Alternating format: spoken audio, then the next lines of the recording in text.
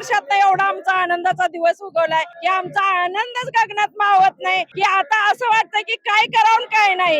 आम्ही 2 वर्ष झालं दिवाळी सुद्धा केली नाही. आम्ही एवढा मोठा संघर्ष केलाय मनोरंजनासाठी किंवा आमच्या समाजासाठी. आज आम्हाला अश्रू होत आहेत की सांगता येत नाही. सरकारनं आम्हाला एवढं सतावलं होतं की शब्दात सांगता येत नाही. आज दिवसात आम्ही 3 वेळा आमची गाडी हलवली. आम्हाला ह्या रस्त्यावर पण एवढी मोठी पोलिसांची फौज घेऊन आम्हाला गाडी तिथं ठेवू देत नव्हती. बसलं तर बसू द्यायची नाही, ती झोपलं तर झोपू देत नव्हते.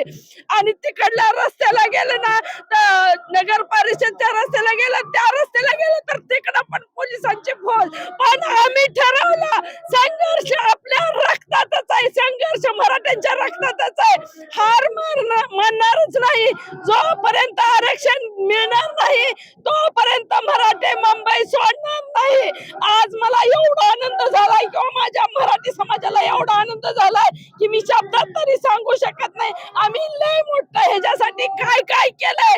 आमच्या जीवाला माहिती, आमच्यावर खोटे गुन्हे सुद्धा दाखल झालेले आहेत. आम्हाला असं म्हणजे आम्ही मीडियाच्या मार्फत सोशल मीडियावर जरी काम केलं, आम्हाला एवढ्या खालच्या पट्टीत कमेंट करून एवढं ट्रोल केलंय की आम्ही तुम्हाला मीडियाच्या समोर सांगू नाही शकत. त्या लोकांना मला सांगायचं आज, तुम्ही म्हणत होता ना 1994 ला जार शरद पवारचं काढला नाही, शरद पवारनं जरंग पाटलांना शरद पवारचा पाय चाटल्यात वगैरे, त्या कडू भाड्यांना मला